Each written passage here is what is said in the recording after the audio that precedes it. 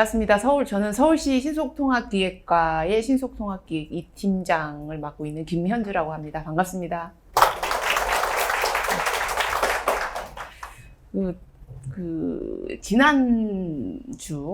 지난번 강의를 이순기 교수님이 아마 알차게 해주셨을 것 같은데요.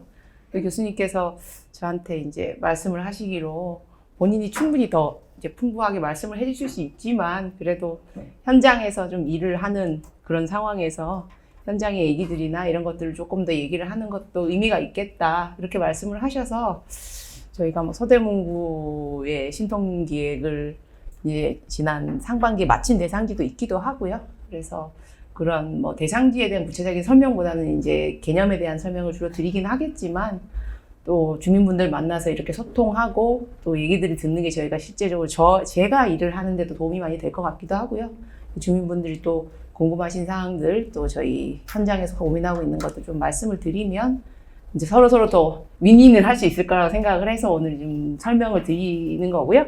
강의라기보다는 저는 이제 현장에서 저희가 이제 신통을 어떤 식으로 추진하고 있는 이런 전반적인 뭐 정책에 대한 소개일까요? 제도에 대한 이해 이런 부분들을 조금 높이실 수 있도록 그래서 뭐 구청장님도 말씀하셔야겠지만 그 본인 분들의 이제 주민들의 뭐 재산권 행사를 하실 때 정확하게 판단을 하셔야 되잖아요. 그게 굉장히 중요한 그 주택이라는 부분이 중요하기 때문에 그런 부분들을 정확하게 판단을 하실 수 있도록 좀 이해를 돕는 차원에서 오늘 조금 자료를 준비를 했고요. 기존에 아마 자료를 배포해 드린 자료에서 많이 바뀌지는 않았을 거예요. 근데 이제 저희가 자문 사업이라고 조금 더 추가된 내용들이 좀 있고 그리고 이제 현황 마지막에 이제 대상지들 가지고 실제적으로 저희가 계획한 내용들 한두 컷 좀 넣으면서 그런 부분을 조금 보완한 자료라고 보시면 될 것 같습니다. 자료 좀 넘기면서 설명을 드릴게요. 일단 신속통합기획 제도가 어떤 건지 그리고 어떤 전략을 가지고 저희가 진행을 하는지 그리고 이제 실행 체계나 이런 부분들을 조금 먼저 말씀을 드리고요. 이제 파트 2로 가면 뭐 짧지만 이제 저희 신속통합기획이 어떤 모습으로 나오는지 그런 걸 좀 설명드리도록 하겠습니다.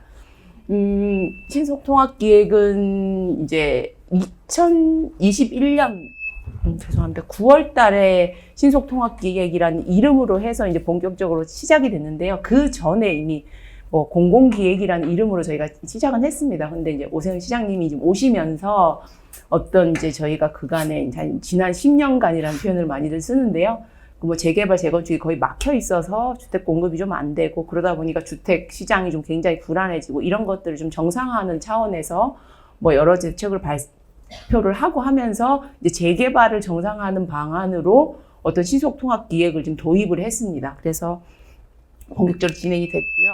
이게 이걸 할까요? 네.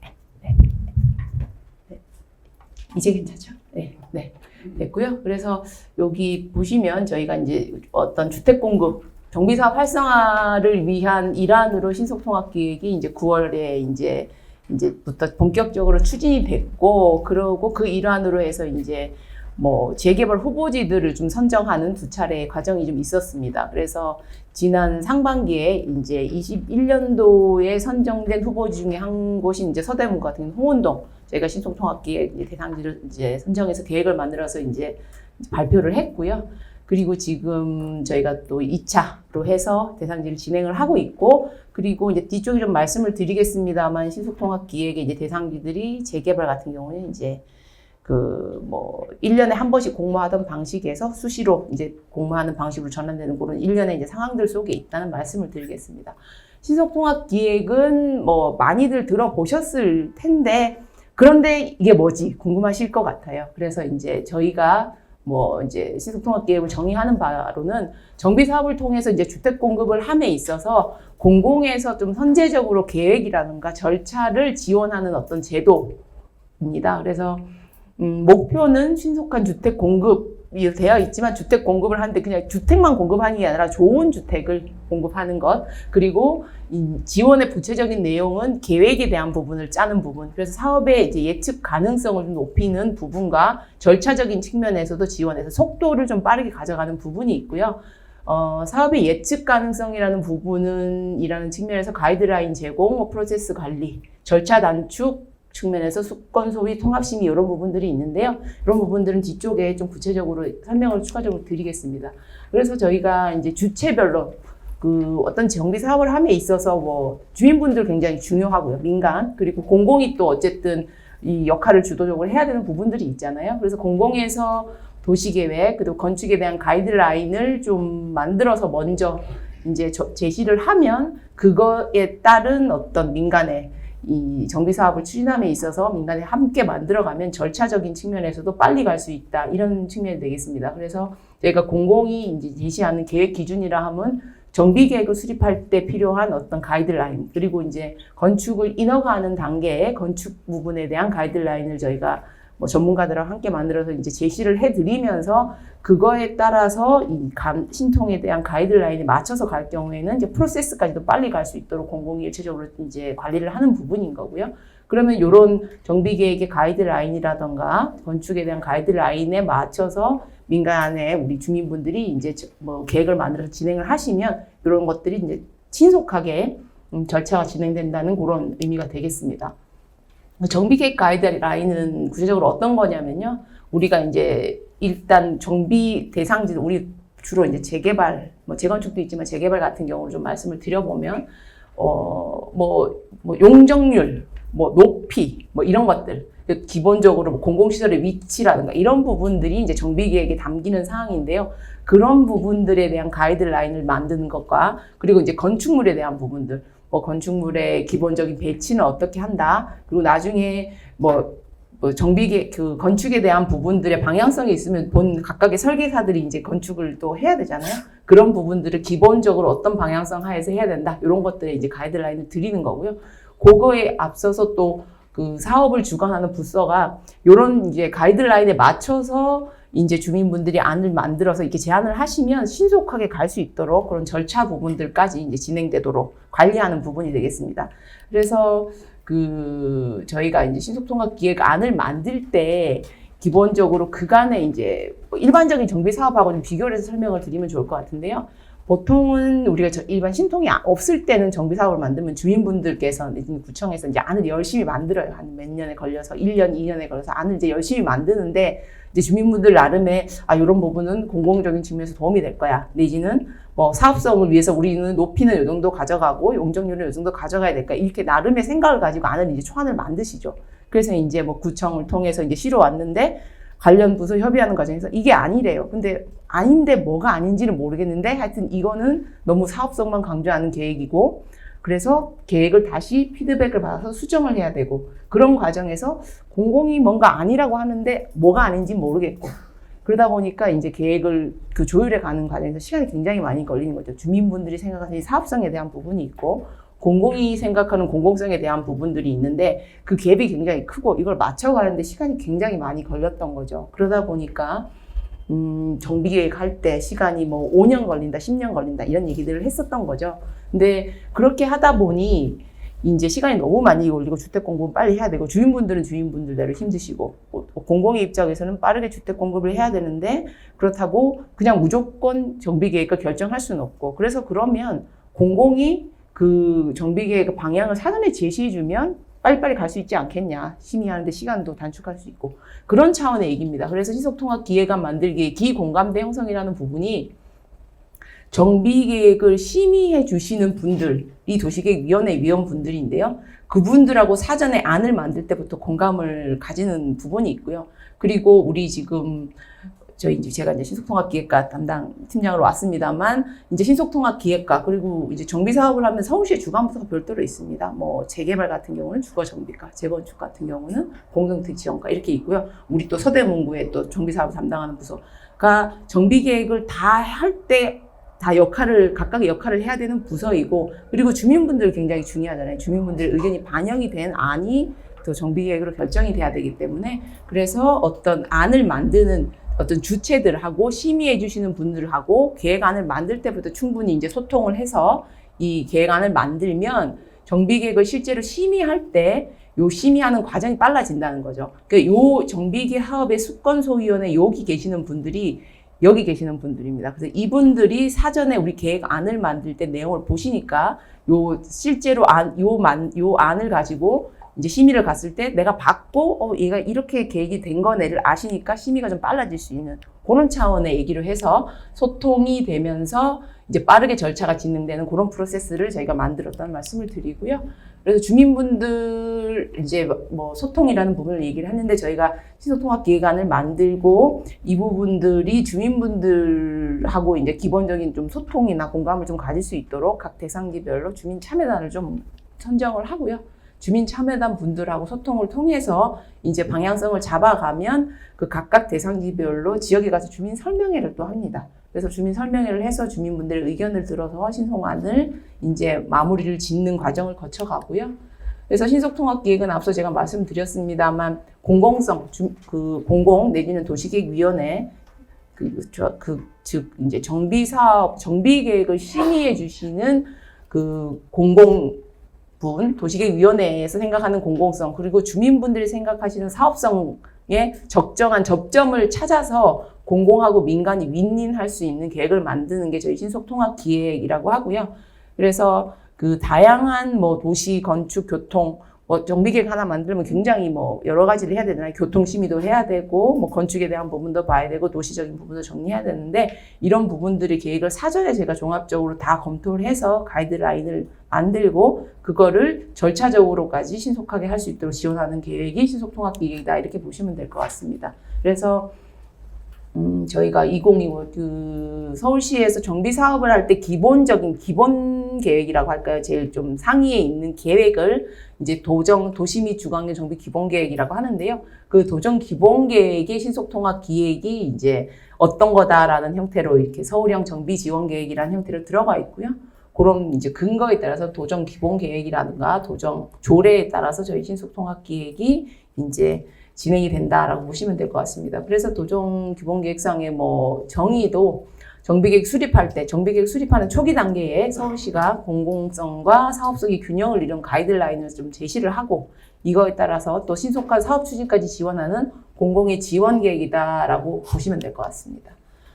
그래서 기존에 아까 제가 잠시 비교를 드렸는데 기존의 정비계획이 요 과정이었어요. 민간 주민분들이 주도로 안을 이제 짜면, 근데 뭐 예를 들면 이때 당시에 제일 많이 아시는 부분 35층 높이 제한, 25층 높이 제한 이런 것들이 있는 상태에서 저희가 좀 했었고요. 그리고 절차도 굉장히 좀 복잡했죠. 뭐 교통, 뭐 정비계획 결정할 때도 시간 많이 걸리는데 가면 건축심의 따로 해야 되고 교통심의도 따로 해야 되고 뭐 환경 뭐 평형심의 해야 되고 다 따로 해야 되는 그런 절차들. 그리고 주민분들이 제안하시는 안을 어떻게 보면 공공이 이제 만들어진 어떤 단계에서야 공공이 이제 보기 시작하는 거죠. 그래서 안을 1차적으로 만들었는데 이제 그걸 이제 봐야 되는 이런 어떻게 보면 주민 제안에 대한 뭐 이 부분 조금 키워주세요. 지금 제가 좀 잘못 눌러서. 네, 예, 고맙습니다. 네, 이런 부분도 수동적인 검토였다는 부분이었다면 신속통합기획은 이제 민간 주민분들이 주도하시는 사업이라는 건 동일한데요. 공공이 적극적으로 지원을 하겠다라는 부분입니다. 그래서 유연한 도시계획 적용 부분에 있어서는 뭐 앞뒤에 말씀드리겠습니다만 저희가 신통이 도입되는 것과 연동해서 도시기본계획이나 이런 부분들도 재정비가 됐고 했기 때문에 높이에 대한 뭐 유연한 부분, 그리고 도시계획 시설을 씀에 있어서 유연한 부분들, 이런 부분들 유연하게 도시계획을 좀 적용할 수 있는 부분들을 하고요. 그리고 교통이라던가 건축, 환경 같은 이런 부분들의 이제 심의들을 통합적으로 심의할 수 있도록 절차를 좀 간소화하는 부분, 그리고 선제적인 기준, 이 부분이 좀 중요한 것 같은데요. 그러니까 여기에서 공공이 생각하는 대략적인 방향, 주민분들이 사업성에 대한 기대, 그걸 맞춰서 정비계획에 대한 선제적인 방향성, 기준을 제시를 하기 때문에 정비계획이 빨리 갈 수 있는 그런 구조가 되는 겁니다. 그래서 저희가 이제 맞춤형 지원을 각각의 그 대상지별로 맞춤형 이런 기준들을 적용해서 신속통합계획이 되는 거고요. 도시계획 기준에 대한 부분들 유연화, 뭐 계획 결정. 그래서 이런 부분들을 통해서 정비계획 수립 기간을 한 2년 정도, 통상 한 5년 정도 걸렸던 것이 2년 정도까지 단축이 되는 효과가 있다. 이렇게 보시면 되고요. 그래서 이 부분은 이제 저희 신속통합기획에서 많이 관여를 해주시고 이승규 교수님만큼이나 이제 신속통합기획이라든가 서울시 정비계획 관여를 많이 해주시는 이제 구장 교수님께서 예전에 칼럼을 한번 쓰셨던 부분이 있는데요. 저희 신속통합기획이라는 제도가 이제 신속이라는 부분이 빠르게 가는 부분이 많습니다. 맞습니다. 근데 통합은 뭘 말하는 거냐? 그 통합이 저희는 이제 세 가지 부분의 통합이라고 얘기를 하는데요. 계획적인 통합, 절차의 통합, 주체의 통합을 얘기합니다. 그러니까 계획이라는 부분은 그 앞서 말씀드렸던 것처럼 정비계획을 수립할 때 굉장히 많은 계획들이 필요해요. 도시계획 측면도 봐야 되고, 뭐 교통도 봐야 되고, 건축도 봐야 되고, 뭐 이런 부분들도 굉장히 많은 부분을 봐야 되고, 분야별로. 그리고 뭐 정비계획이라는 부분들이 있습니다만 상위 계획으로 뭐 지구 단위 계획도 있고 뭐 각각의 사업 계획도 있고 계획들이 굉장히 많잖아요. 이런 계획들이 각각 다 가다 보면 시간도 많이 걸리고 계획들 간의 정합성을 맞추기 어려운 부분이 있는데 그런 계획들을 좀 통합적으로 보겠다라는 계획의 통합이 하나 있고요. 그리고 이제 심의, 절차적으로 심의가 각각 가던 이런 심의들을 좀 통합적으로 처리를 하겠다. 그리고 뭐 정비계획이라든가 우리가 지구단위 계획이 각각 있다면 이런 것들을 각각 이제 절차 이행을 했었던 부분들도 하나로 절차 이행을 할 수 있겠다는 부분. 그리고 주체의 통합은 뭐 전문가들, 그러니까 심의하시는 분들 따로 우리 계획 만들어질 때까지 심의하시는 분들 한 번도 안 보셨다가 보시는 게 아니라 계획을 만드는 단계부터 심의하시는 위원들도 보시고 그리고 그 계획을 실제적으로 뭐 운영해가는 우리 자치구 그리고 서울시 이런 부분들 다 관련 기관들도 좀 통합해서 보면서 주민분들도 이런 계획에 대한 만들어가는 과정에서 의견을 내시고 또 통합적으로 본인들의 뭐 의견을 제시하시기도 하고 또 의견을 또 받으시기도 하고 그런 상황이 되겠습니다. 그래서 계획, 주체, 절차적으로 다 통합이 되면 뭐 속도는 당연히 빨라진다. 그래서 신속이 아니고 통합인데 통합적으로 계획을 하면 결국적으로 빨라진다. 이런 의미로 저희는 이제 신속통합 기획을 운영하고 있다는 말씀을 드리고요. 그래서 신속통합 기획의 이제 전략이, 그럼 신속통합 기획은 어떤 방향성을 가지고 계획을 만드느냐 이제 설명을 조금 더 드려볼 텐데요. 한 3가지 정도의 전략을 저희가 가지고 갑니다. 일단 신중하고 신속한 주택 공급을 위해서 어떤 지원을 하는 부분인데요. 유연한 계획 기준을 좀 적용을 하는 거, 계획 결정을 좀 더 신속하게, 그리고 디자인 측면에서도 그 빠르게 뭐 건물을 짓기는 했는데 나중에 짓고 났더니 건물의 뭐 형태나 이런 주변의 모습들이 좀 별로 멋지지 않거나, 그러니까 이제 가치 있는 건물들 좀 어떻게 매력 있고 그리고 지역에 보면 그 소위 말하는 뭐라고 할까요? 좀 상징적인 이 아파트 되게 멋있어 뭐 이런 것들이 있잖아요. 어떤 그 아파트 명품 아파트라고 표현을 하는 것 같은데요. 그런 부분들이 이제 혁신적인 디자인까지 좀 지원할 수 있도록 저희가 좀 보는 부분이 있고요.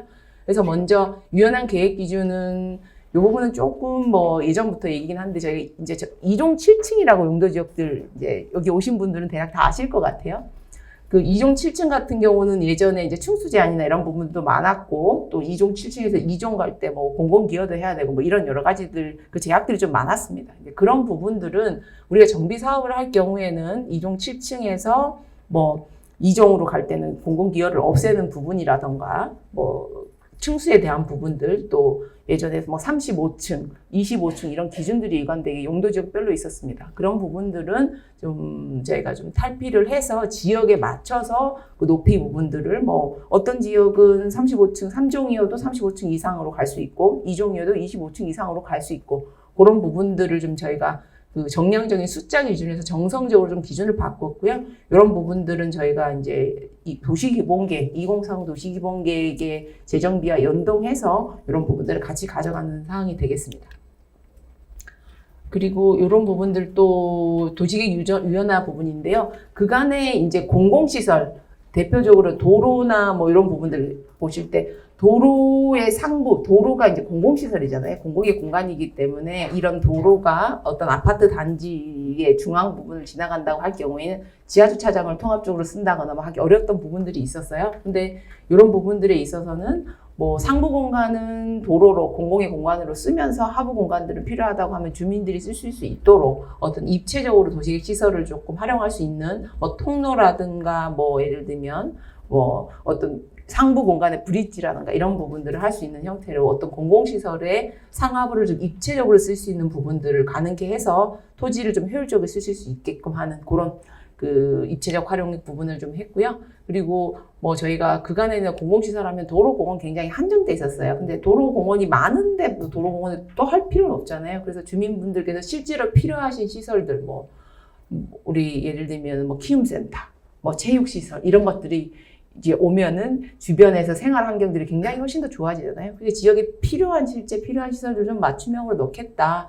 그런 부분들에 대한 이제 계획을 좀 했고, 그리고 이런 시설들에 대한 부분들은 저희가 또 그 서울시에서 어떤 기부 체납 시설에 대해서 통합적으로 관리하는 시스템을 또 가지고 또 관리를 해서 이런 부분들이 지역에 맞춤형으로 효율적으로 공급될 수 있게끔 어떤 그 도시계획 측면에서 유연한 기준을 좀 적용했다는 부분을 말씀드리겠습니다.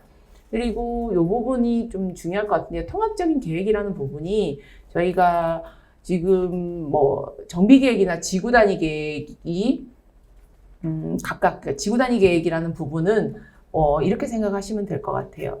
우리 재개발 구역에는 통상적으로 많이 지정이 돼 있지는 않는데 재건축 뭐 단지들 같은 경우는 상당 부분 이제 지구단위 계획으로 해서 사전에 공공에서 이제 설정해놓은 선제적인 계획이 있다고 생각을 하시면 될 것 같습니다. 그래서 뭐 도로는 어떤 방향으로 내고 공원은 어디에 배치하고 이런 식의 사전에 그런 방향들이 있는데 이 정비 계획과 지구단위 계획이 이제 각각 가다 보면 이 계획이 지구단위 계획이 어떻게 보면 더 상위 계획이라고 할까요? 먼저 이제 큰 방향을 제시하는 계획이기 때문에 지구단위 계획이 결정이 돼야 그거에 따라서 정비 계획이 결정되는 구조로 그간 움직였었어요. 근데 이제 그러면은 이제 이런 거죠. 지구단위 계획이 아직 결정이 안 됐으니까 주민분들이 빨리 정비계획 가고 싶어도 그간에는 좀 기다리세요 이러면서 정비계획의 어떤 속도나 이런 그 사업에 대한 지연되는 부분이 있었던 거죠. 근데 이제 저희가 신통을 하면서 이제 공공하고 함께 논의를 해서 이제 정비계획을 만드는 거고요. 그런 과정에서 뭐 지구단위 계획, 서울시 안에 있으니까 지구단위 계획을 수립하는 팀 내지는 뭐 자문단 이렇게 사전에 좀 공감을 얻습니다. 우리 신통을 이렇게 짤 건데 이 부분이 뭐 전체적인 서울시 방향에서 부합을 하지요라는 부분에 공감대를 형성을 하면 지구단위 계획이 결정되지 않더라도 신통을 통한 정비계획을 미리 결정을 하거나 아니면 동시에 계획을 결정해서 이게 어떤 계획이 끝나야 우리가 가는 게 아니라 좀 한 번에 갈 수 있는 형태로 좀 그렇게 동시 수립이 가능하도록 했고요. 그래서 정비계획 내용에 뭐 지구단위를 포함했다라는 부분이 있는데 쉽게 말씀드리면 이제 지구단위 계획이 결정이 돼야 정비계획이 갈 수 있었던 그간의 대상지에서 동시에 갈 수 있도록 내지는 우리가 먼저 선행하고 그 다음에 지구단위 계획 그걸 받아줄 수 있도록 신통에서는 그런 부분들을 좀 정리를 한 부분이 있고요. 그리고 이제 정비사업의 특별분과위원회라는 부분이 있는데요. 그간에 이제 정비계획, 이제 우리가 정비사업을 하면 첫 번째 통과해야 되는 시에서의 관문이 이제 정비계획과 정비구역과 정비계획을 결정하는 겁니다. 그 부분이 이제 도시계획위원회인데요. 이 도시계획위원회는 한 30분 정도 서울시 같은 경우는 전문가로 구성이 되어 있습니다. 그래서 뭐 매주 첫째 주, 셋째 주 수요일 오후에 정례화가 되어 있고요. 거기에 이제 정비계획이 이제 심의가 되는데 통상 정비계획 이제 결정이 될 때 평균 한 1년 이상이 걸리고 정비계획 한 방에 통과가 잘 안 돼요. 근데 한 방에 통과가 잘 안 되는 거는 여러 가지 이유가 있겠죠.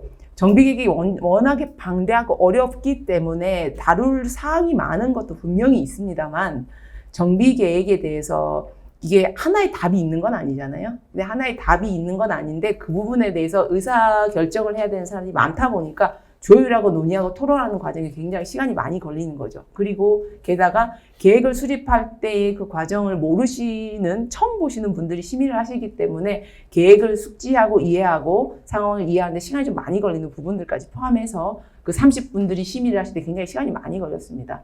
근데 저희가 이제 신속통합 기획을 하면서 이제 속도를 그럼 어떻게 단축을 할 거냐. 계획을 만들 때부터 심의하시는 분들이 보시면 되겠다라는 거 하나. 그리고 그 다양한 분야의 분들이 보시는 것도 중요하지만 정비계획에 대한 심도 있는 논의가 더 중요하기 때문에 정비계획에 좀 특히 전문화되신 분들 위주로 좀 논의를 하겠다. 그런 두 가지 개념을 가지고요. 여기 수권분과라는 분을 좀 꾸렸습니다. 여기 계신 분들 중에 좀 정비계획에 좀 특화되신 분들, 도시와 건축위원 분들을 좀 모시고 저희가 한 9분 정도를 좀 모셔서 이렇게 좀 정비계획을 심의하고요. 그리고 이제 요 심의하기 전에 안을 만들 때 이분들한테 사전에 공감을 얻어서 실제로 요 부분에서는 저희가 한 번에 통과할 수 있는 걸 목표로 이렇게 하다 보니까 신통안이 만들어지고 주민분들의 동의를 통해서 정비계획 입안이 되면 그 심의할 때까지 시간을 상당히 단축할 수 있는 효과가 있다. 이렇게 보시면 될 것 같습니다. 그리고 이 부분은 이제 절차에 대한 부분 또 하나 더 말씀을 드리면 정비 계획이 결정된 다음에 주민분들이 이제 조합을 결성을 하시게 되고요. 그러고 나면은 그 어떤 건축에 대한 부분들, 본 설계팀을 이제 뽑으신 거죠. 본 설계자를 뽑아서 실제로 이제 건축에 대한 이제 시설계 개념을 하시고 건축 인허가 단계에 들어가는데, 그러면 건축 심의, 교통 심의, 환경에 대한 심의들을 각각 하셨어야 됐습니다. 근데 이제 이런 부분들은 이제 통합적인 심의가 가능하도록 지금 이제 저희가 신통을 통해서 이미 이제 현재 이제 5만 이하는 그렇게 하고 있고요. 지금 이제 도정 기본 계획이 변경이 이제 돼서 곧 이제 시행이 될 거기 때문에 어떤 대상지든 간에 이런 통합 심의가 가능한 그런 상황으로 이제 진행이 된다, 이렇게 말씀을 드릴 수 있겠습니다. 그래서 저희가 뭐 계획 수립 기간도 좀 줄고 심의 기간도 상당 부분 단축이 될 거다라고 생각을 해서요. 그래서 그간에 뭐 한 평균 5년 정도 걸렸다고 좀 저희는 파악을 하고 있습니다. 근데 이게 평균이고 대상지마다 좀 빠르게 가는 것도 있고 뭐 길게 가는 것들은 뭐 10년씩 걸리는 정비사업, 계획 결정하는 데까지만요. 그런 부분들이 이 신통을 통하면 한 2년 정도 안에 좀 되겠다, 저희가 좀 파악을 해보니까요. 그런 정도 될 것 같고요. 그리고 정비계획 결정이 된 이후에 사업 인허가 과정에서도 심의를 뭐 3번, 교통심의, 건축위원회 이런 부분들 한 3번 정도 이상의 그 심의를 거쳐야 됐던 거를 한 번에 할 수 있기 때문에 이런 사업 시행의 기간도 상당 부분 단축이 될 거다. 절반 정도로 저희는 단축이 될 거라고 예상을 하고 있습니다. 세 번째로는 저희가 이제 앞에 두 가지 말씀을 드렸습니다. 어떤 그 유연한 어떤 계획적인 부분에 대한 뭐 완화 이런 부분도 있고 절차적인 부분이 있고요. 그리고 요 세 번째는 어떤 디자인 측면에서도 저희가 좀 원칙을 가지고 조금 더 혁신적인 디자인들, 그리고 이제 서울 시민들이 봤을 때, 그러니까 멋진 명품 단지를 만들 수 있는 건축적인 디자인 측면에 지원을 하겠다는 얘기로 이해를 해주시면 될 것 같고요. 그래서 저희가 계획을 짤 때 그냥 짜는 게 아니라 공동주택을 실제로 계획하실 수 있는, 서울시하고 같이 짜실 수 있는 그 전문가들이 정비 계획을 할 때부터 같이 이제 안을 만들어 갑니다. 이건 어떤 의미냐면, 저희가 정비 계획은 어떻게 보면은 이제 그냥 입체적인 계획이라고 말을 하진 않거든요. 그러니까 이제 이건 어떤 의미냐면, 건축물의 형태가 하나하나 결정되는 게 정비 계획은 아닙니다. 그러니까 용도 지역, 용적률, 층수, 밀도 이런 것들, 기반시설의 위치 이런 부분들이 결정을 하는 것이 정비계획이고, 그 과정에서 이제 건축물의 위치나 이런 것들을 대략적으로 저희가 얹혀서 보기는 하는데, 그러다 보니까 정비계획으로는 결정을 했는데 실제 이제 건축물을 얹어보고 이제 건축 계획을 하는 과정에 있어서 이게 좀 뭐가 안 맞아 버릴 수가 있는 거죠. 실제 정비계획에서는 한 35층에 용적률 300%까지 된다고 결정이 됐는데, 실제 땅의 형상이나 이런 걸 봐서 건축을 얹어보니까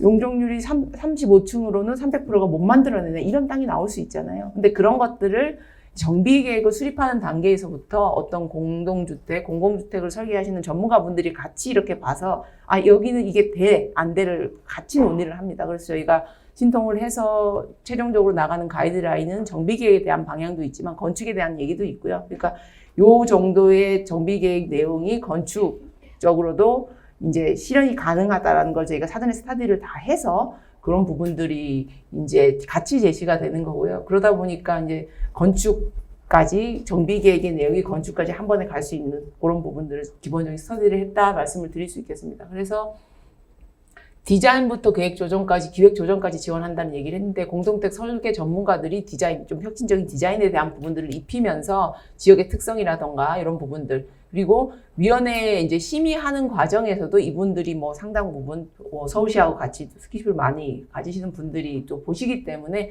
그런 자문을 할 때 뭐 의견을, 이런 실질적인 의견이나 이런 것들을 주신다거나, 그리고 저희가 그 어떤 대상지를 뭐 적용함에 있어서 뭐 특별건축이라는 부분을 또 적용을 해서 뭐 주거 환경이라든가 주변에 뭐 영향을 미치지 않는 범위 안에서 완화를 받아서 가면 건축적으로 더 좋아지는 부분들을, 그런 부분들을 적용을 해서 이렇게 유연하게 사업이 갈 수 있도록 하고요. 그래서 이런 그 전문가들을 통해서 이런 계획을 지원하는 부분, 그리고 이제 우리 서울시에서도 신속통합기획을 전담하는 제가 소속해 있는 신속통합기획하는 이제 도시계획국이고요. 그러다 보니까 도시계획과 관련된 어떤 규제에 대한 부분이나 이런 것들을 협의해서 좀 완화할 부분이 있으면 완화를 하고요. 그리고 정비사업을 실제 이제 또 하는 사업주관부서, 주택정책실 함께 이렇게 어떤 정비계획이나 건축계획의 가이드라인을 만들 때 참여를 하고요. 위원회 분들하고 소통을 해서 이렇게 지금 안을 만들어가는 과정이다. 이렇게 생각하시면 될 것 같습니다. 그래서 뭐 심의할 때에 관련된 공공이 다 들어가서 신통안을 만든다. 이렇게 생각하시면 될 것 같습니다. 그래서 저희가 서울시 그리고 이제 자치구 주민분들이 이제 원팀이라는 표현을 써서 저희가 성합된 계획이라고 표현을 쓰는데요.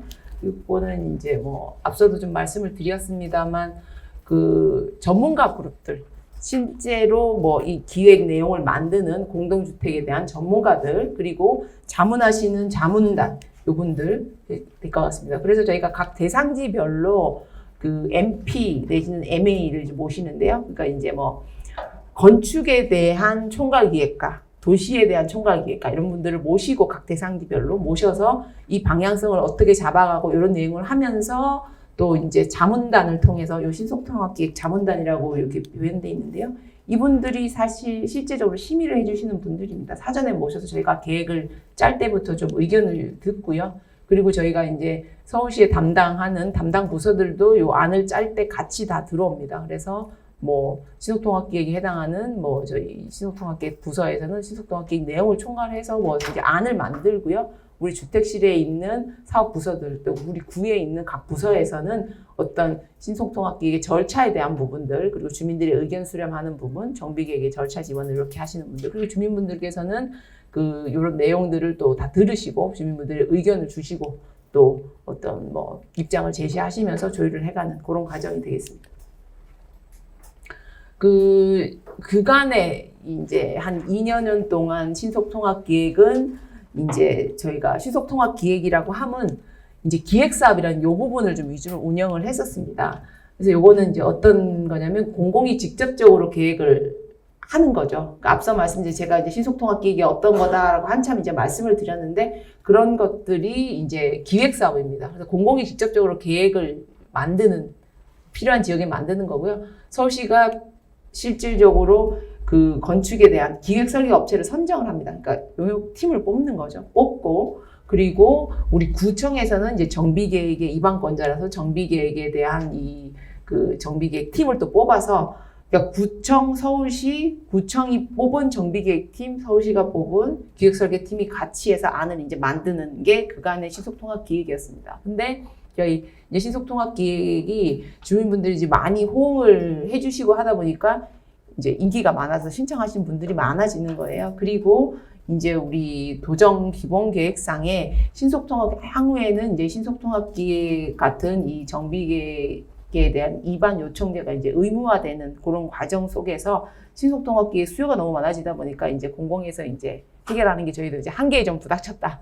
그래서 자문사업이라는 유형을 새로 별도로 만들었습니다. 이 부분은 주민분들이 제시하시는 제안안을 가지고 자문을 통해서 자문위원분들한테 자문을 통해서 조정안을 만들어서 가는 이제 두 가지 방식을 이용을 하고요. 통상적인 재개발은 대부분 이제 기획사업이라고 생각을 하시면 될 것 같아요. 재개발도 뭐 자문사업이 가능은 합니다만 이제 소위 말하는 재개발, 지금 우리 신규로 하는 재개발 같은 경우는 주민들의 추진 주체가 없잖아요. 뭐 조합이라든가 이런 부분들이 없다 보니까 공공이 좀 주도를 하는 기획사업 위주로 가고요. 재건축들은 아무래도 이제 뭐 조합이 설립이 되어 있지 않더라도 딱 하나의 구획된 구역 안에서 이제 주민분들의 추진 주체를 좀 만들기 용이하기 때문에 그런 분들은 주로 이제 자문 사업으로 한다 생각하시면 될 것 같고요. 그래서 추진 절차를 조금 설명을 드리면 어쨌든 주민분들이 이제 신속통합기획을 그러면 어떻게 추진하고 신청을 해서 할 거냐 이제 그 설명을 조금 드리려고 하는데요. 일단 저희가 신통을 공공이 여기 신통할래 이렇게는 하지 않아요. 그러니까 기본적으로 이제 재개발 같은 경우는 주인분들께서 이제 뭐 동의서라든가 동의를 조금 이렇게 모아서 한 30% 이상의 동의를 가지고 구역계를 설정을 해서 신청을 하시면 우리 자치구청으로도 신청을 해주시면 구청에서 이 후보지들을 쭉 이제 검토를 합니다. 검토를 해서 이게 정비사업 구역으로 가니까요. 정비사업에 대한 기본 여건은 맞는지 이런 부분들을 1차적으로 좀 스크린을 해서 이제 시로 조금 보내주시고 추천을 해서 보내주시면 시에서 이제 선정위원회를 통해서 이 대상지는 정비사업을 할 수 있겠다. 내지는 찬성하시는 분들도 많지만 반대하시는 분들이 많거나 여러 가지 요건상 여기는 사업 추진이 좀 안 되겠다. 이렇게 해서 이제 대상지를 선정을 하고 나면 여기까지 이제 선정이 되면 그때부터 이제 신속통합계획이 출입이 되는데요. 그래서 그 방향이 그간에는 요 기획사업 이렇게 시에서 안을 다 짜주는 이런 부분이 있었다고 하면 이제 올해 초에 요 자문사업이라는 부분들이 생겨서 정비사업에 대한 관심이 좀 많으셔서 아마 기사를 보셨을 수도 있을 것 같은데 잠실 5단지 지금 이슈에 혹시 나오고 있는 기사를 보신 분들이 있을지 모르겠어요. 지금 잠실 5단지 같은 경우는 이 자문 사업으로 진행이 되고 있는 거고요. 그리고 저희가 1차 홍은동에 신속통합기획을 했던 그런 대상지들은 이제 기획사업으로 좀 진행을 했다. 그러니까 기획사업으로 가는 것들은 통상적으로 주민분들께서 이렇게 아직까지는 이렇게 하나의 단일한 주체로서 이렇게 뭔가 신청하시기는 어렵지만 이제 정비사업에 대한 열이나 이런 것들이 있으실 때 신청을 하시면 구청이 사실 좀 총대를 메고 정비계획의 이방권자라서 역할을 하시면서 저희 시하고 같이 만들어가는 게 기획사업이다 생각하시면 될 것 같고요. 자문사업은 통상적으로 이제 아파트 단지들이 이제 재건축 시기가 도래하면 그 아파트 단지 자체에 주민분들께서 본인들의 자체적인 안을 만들어서 이제 신청하면 자문 형태를 통해서 이렇게 간다 이렇게 생각하시면 될 것 같습니다. 재건축은 그간에 이제 수시 접수, 그러니까 건 바이 건으로 주민분들이 좀 필요하시면 재건축은 아파트 단지 대상으로 하는 거라고 생각하시면 되고요. 재개발은 우리 단독주택에서 정비사업을 하는 거를 재개발이라고 생각하시면 될 것 같습니다. 그런 부분들은 아마 첫 번째 1회차 때 아마 이승규 교수님 말씀해 주셨을 것 같은데요. 그런 상황이고요. 그래서 재건축은 수시로 접수하는 주민분들이 되면 수시로 접수해서 이게 적정한지를 판단을 해서 신속통합계획 대상지역으로 선정하는 거고요. 재개발은 그간은 이제 후보지 공모 1년에 한 번씩 했었습니다. 그래서 한 2번 했었고요. 근데 지금은 저희가 한 5월, 6월부터는 재개발도 수시 공모 방식으로 전환을 했어요. 그러니까 사실 수시 접수인데 한 달에 한 번씩 선정위원회를 하는 거고요.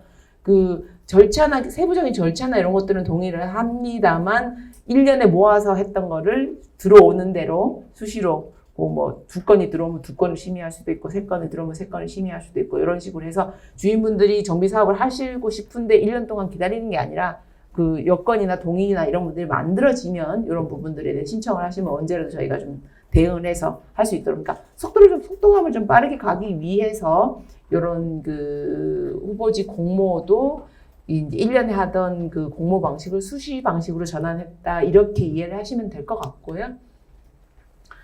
여기까지 이제 좀 두서 없습니다만 절차에 대해서 쭉 한번 설명을 드렸는데 저희가 신속통합기획이 21년 9월부터 신속통합기획이라는 이름으로 이제 진행을 해오고 있고요. 사실 그 전에 공공기획이라고 해서 초기에 이제 그러니까 시즌 1, 2라고 표현하면 돼요. 시즌 1 공공기획이었던 건 2019년에 시작이 됐습니다. 그래서 2019년부터 2021년을 거쳐서 현재까지 저희가 신속통합기획이 한 80여 개소, 여기 이제 7월 기준인데요.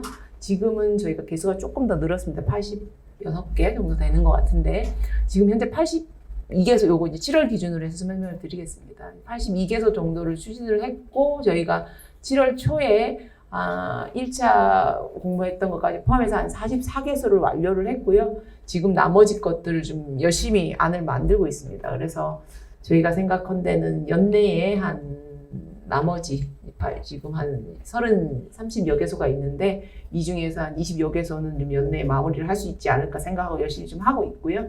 그래서 지금 보시면 재개발, 재건축, 신통이 저희가 재개발이 좀 개수가 훨씬 더 많습니다. 재건축에 대한 부분들은 신문이나 이런 데 보면은 재건축 대상지들이 많이 나오기는 해요. 근데 재개발이 훨씬 더 많고 저희는 이제 신속통합기획은 재개발에서 훨씬 더 힘을 가지고 역점적으로 좀 추진을 해야 된다고 생각하고요. 노후주거지의 정비라던가 이런 부분들이 굉장히 훨씬 더 시급한 부분이 있기 때문에요.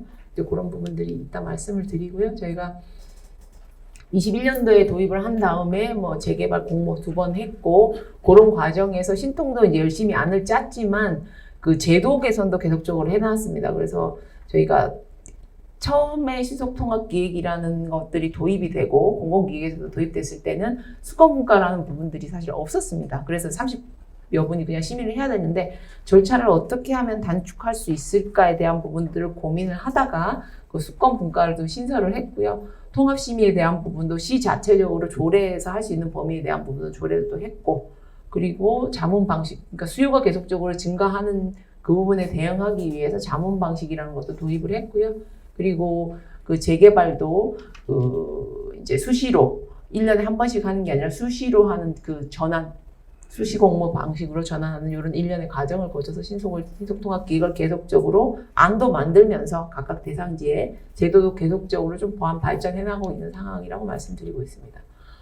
그래서 저희가 이제 신속통합기획은 앞서 주택 공급을 위해서 목적이라고 좀 말씀을 드렸고요. 그러니까 워낙에 이제 주택 공급량이 없던 시절, 없던 상황에서 2년 전에 그 이제 주택 공급을 좀 속도감 있게 하자는 거에 좀 방점을 두고 신속통합기획이 이제 버전업을 했습니다만, 기본적으로 가져가야 되는 이제 그 정비 사업의 기본 목적이 주거 환경에 대한 정비잖아요. 주거 환경을 좀 정비하면서 어떤 도시 공간을 좀 더 매력적으로 만들어 가야 되는 그 본연의 목적도 저희가 잃지 않고 있습니다. 그래서 속도감 있는 주택 공급뿐만 아니라 그거에 더해서 그건 당연한 거고요. 주거 환경에 대한 부분 개선, 그리고 주거 환경 한 군데 한 군데가 개선이 되면 그 서울의 전체의 도시의 모습이 만들어지니까요. 품격 있고 매력 있는 도시 공간이 좀 만들어질 거라고 생각을 하고 그 목표하에서 신속통합기획을 하고 있습니다. 그래서 어떤 뭐 소외 지역이라는 부분들, 이제 개발해서 소외되어 있었던 노후 낙후된 주거 지역을 정비하는 부분, 그리고 주민분들의 생활의 편의 공간들을 조성하는 부분들, 뭐 보행이라든가 이런 부분을 좀 편리하게 만드는 부분이라든가, 뭐 녹지 공간을 조성한다라든지 지역의 부족한 시설들을 확충하는 이런 부분들에도 목적을 가지고 있고요. 그리고 또 수변 감성 도시라고 했는데 이제 수변과 경계 허블기. 그래서 뭐 사람들이 요즘 뭐 코로나 팬데믹을 겪으면서 이제 물가, 수변가, 녹지 이런 거에 대한 가치를 굉장히 좀 친환경적인 가치를 굉장히 높게 가지고 가시고 있는 것 같더라고요. 그래서 우리 서울시도 그런 정책 방향에서 이제 함께해서 수변 감성 도시라는 이름하에 다양한 정책을 하고 있고요. 저희도 신속통합기획을 함에 있어서 수변에 어떤 대상 주거 지역이라고 하면 그 수변을 적극적으로 이용한다거나 그런 경계들을 허무는 계획들을 좀 하고 있다는 부분, 그리고 디자인 측면에서도 뭐 어떤 뭐 혁신적으로 가져갈 수 있는 부분이 있다면 그런 부분들을 좀 가져가는 부분이 있고요. 저희가 대상지 요거와 관련돼서 대상지 2개에 대해서 간단하게만 좀 소개를 드려볼까 하는데요. 요 부분 이제 1차로 했었던 뭐 종로구 창신동입니다. 창신동 하면 아마 많이들 아실 것 같아요. 그 이제 봉제 산업들 많았고 창신동 일대 여기가 뭐 우리 뭐 굉장히 노후한 그 지역이었고 뭐 여기 오늘 아마 정비 아카데미 오셔서 신청하셔서 들을 정도의 그 열의가 있으신 분들이라고 하면 뭐 재생, 뭐 재개발, 재건축 이런 기본적인 것들에 대해서 내용을 조금 아실 것 같아서요. 여기가 뭐 예전에 재정비 촉진 계획, 그러니까 지역 일대를 일체적으로 이제 재개발하겠다는 목적하에 지역 일대를 전체적으로 이제 재정비 촉진 계획을 짰다가 뭐 사업이 잘 안 됐겠죠. 부릉지고 뭐 사업성도 안 나고 그래서 사업이 이제 안 되는 과정에서 재생으로 한번 이제 전환이 됐습니다. 근데도 뭐 워낙에 지역 환경이 안 좋고 또 뭐 경사가 높이가 한 80m의 단차가 발생하는 지역이거든요. 뭐 그러다 보니까 소방도로도 없고 뭐 이러다 보니까 이제 물리적으로 정비가 안 되는, 정비가 좀 어려운 도시재생 사업으로는 지역이 좀 정비가 안 됐고요. 그래서 이제 재생과 뭐 재촉과 재생 이렇게 개발과 이제 재생 사이에 왔다 갔다 하다가 이제 힘들어하고 있던 상황에서 이제 그 신속통합기획 이제 정비 사업의 대상지로 선정이 돼서 저희가 좀 안을 만들었고요. 그래서 이 부분은 지금 이제 뭐 잘 보이실지 모르겠는데 구릉지 급경사로 이제 열악한 보행 환경. 그 경사로가 평균 경사도가 한 20% 가까이 돼요. 그래서 뭐 저도 현장에 여러 번 갔습니다만 한 20분만 걸어도 그 소위 말하는 이게 도가니가 너무 아픈 그런 상황에 굉장히 힘든 지역이었습니다. 그래서 뭐 그 소방차도 못 들어가고 이런 지역들, 그리고 이제 노후 건축물들이 굉장히 많고 이러다 보니까 노후도도 한 90% 넘었고요. 그리고 뭐 여기 이제 채석장 이런 부분들이 굉장히 이제 주거 환경을 해치는 어떤 그 폐자재라든가 이렇게 쓰레기 청소자 적한장 이런 것들 돼 있었던 부분을 저희가 좀 계획안을 조정을 해서 한번 만들어 봤고요. 그래서 기존에 이제 짜투리를 했었던 공원들은 좀 일체적으로 좀 모아서 어떤 뭐 그 공원을 이제 규모 있게 만들면서 그 부지의 또 열악한 환경들을 좀 개선하기 위해서 어떤 획지를 좀 만드는 부분들이 있었고요.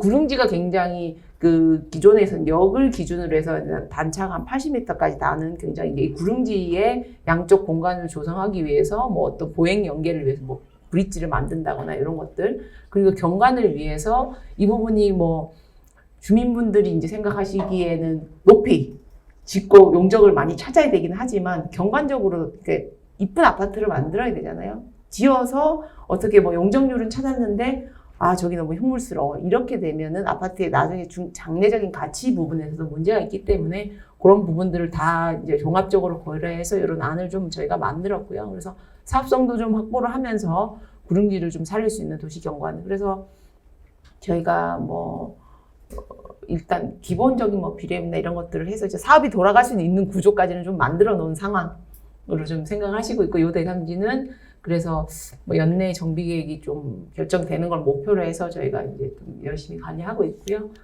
그 다음에 요건 이제 수변 감성 도시고, 요 부분은 이제 우리 서대문구의 홍은동 지역입니다. 그 포항터 시장 있는 그쪽이고요. 그래서 이제 대상지 현황 자료는 제가 좀 못 붙여왔습니다만 여기 아마 더 잘 아실 거예요. 여기 홍은동 있는 홍제천 있는 쪽. 그래서 규모 한 8만 정도의 뭐 일종 주거 지역도 굉장히 좀 많았고 북한산 쪽에 좀 다 있고 이러다 보니까 뭐 북한산이 있고 수변도 있고 굉장히 자연 환경은 굉장히 좋죠. 근데 이제 대상지 안을 들어가면 여기도 경사가 상당히 심한 뭐 한 40m 이상의, 그러다 보니까 다니시기도 힘들고 노후 건축물도 많고 그래서 좀 주민분들이 힘드시겠다 이런 대상지였고요. 그래서 저희가 근데 주목을 했던 거는 북한산에 대한 부분들, 우리가 갖고 있는 지역이 갖고 있는 어떤 자연적인 특징은 충분히 활용을 해야 되겠다. 그래서 북한산을 좀 조망할 수 있는 부분들은 좀 충분히 보면서, 그리고 또 홍제천에 대한 부분들, 수변을 또 가까이 우리가 바로 접해 있기 때문에 그런 부분들도 누릴 수 있는 형태로 수변을 또 바로 볼 수 있는 어떤 주동을 배치한다던가, 또 반면에 북한산을 조망할 수 있는 어떤 그 주동들, 그러면서도 그 우리 대상지 바깥에서 봤을 때 북한산을 조망하는 부분, 수변을 누릴 수 있는 부분들을 충분히 가져갈 수 있도록 했고요.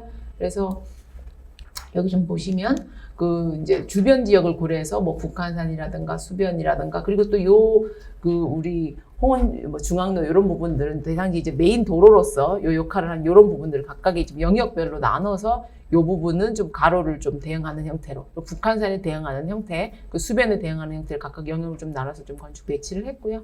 그래서 이런 이제 수변 부분들을 좀 저희가 강조해서 어떤 친수 공간을 만든다. 그리고 이런 부분들에 있어서는 뭐 좀 조용한 것들을 좋아하실 수 있는 우리 시니어 분들을 위한 주거 공간, 또 젊은이들이 또 많이 모일 수 있는 이런 또 활동이 있는 공간들을 각각 나눠서 어떤 건축을 좀 배치를 해서요.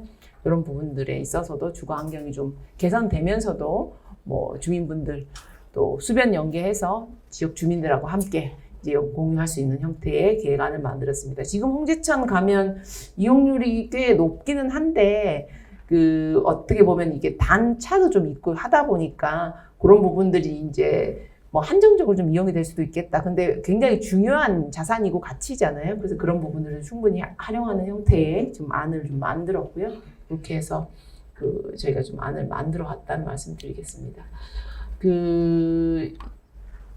제가 뭐 여러 상황들을, 여러 대상지들 좀 뭐 소개해드리면 좋겠지만, 제가 준비한 자료는 오늘 이 정도까지 좀 먼저 말씀을 드리고요. 그 신속통합기획뿐만 아니라 이제 정비계획에 대해서 뭐 여러 궁금하신 사항들이 좀 있으실 것 같아요. 그래서 제가 그 답변을 드릴 수 있는 범위 안에서, 저도 뭐 이제 계획을 짜는 사람이라서 이제 서울시에 있는 상당 부분 알고 있긴 하지만 또 뭐 제가 답변을 또 드리기 어려운 부분이 있을 수도 있고요. 그래서 아는 범위 내에서 좀 질문 주시면 답변 드리고, 또 내지는 뭐 신속통합기획을 이제 담당 팀장이 왔으니까 뭐 정비계획 할 때 이런 것들 좀 고려해야 된다는 부분들 말씀 주시면 저도 경청하고 들어가서 저희 업무 추진하는 데 반영하도록 하겠습니다. 일단 발표를 마치겠습니다. 감사합니다.